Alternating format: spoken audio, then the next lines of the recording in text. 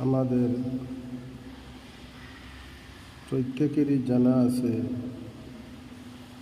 যে তবুকের যুদ্ধে হুজুর সাল্লাল্লাহু আলাইহি ওয়াসাল্লাম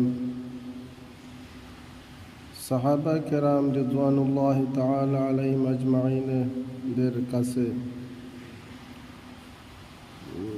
চাঁদা সংগ্রহ করিয়াছিলেন। হযরত ওমর রাদিয়াল্লাহু তাআলা আনহু ফরমাইলেন যে এই সময় আমার মালি হাইসিয়ত বালা আসলো।